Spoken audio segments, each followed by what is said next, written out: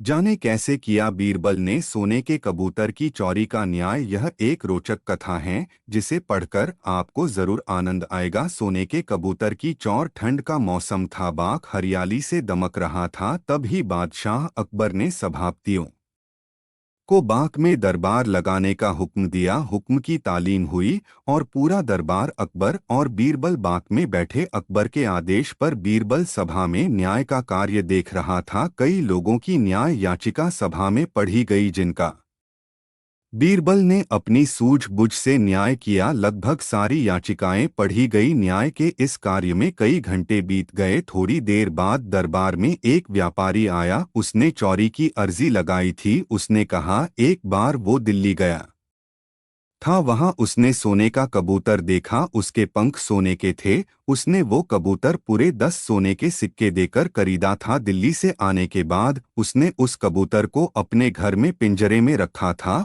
और रोज सुबह और शाम उसे दाना डालता था। रात्रि को उसने दाना डाला था, लेकिन अगले दिन उसने बाहर जाना था, इसलिए यह कार्य घर के नौकरों को सौंप दिया। जब वह वापस आया तो कबूतर पिंजरे में नहीं था। अब उसे नौकरों पर शक है कि उन्होंने मेरे कबूतर को मार दिया, पर उसके पास कोई सबूत नहीं है। व्यापारी के शक के आधार पर घर के नौकरों को दरबार में लाया गया।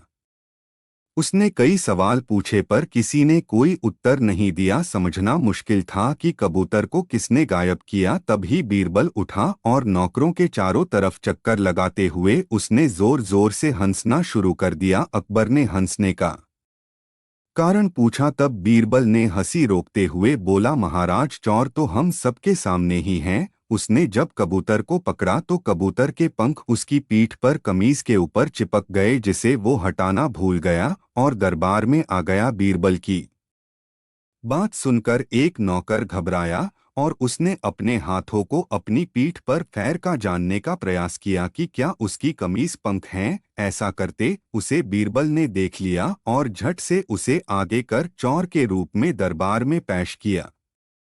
सबने उसकी कमीज देखी जिस पर कोई पंख नहीं था। तब बीरबल ने कहा, उसने चोर को पकड़ने के लिए झूठ कहा था।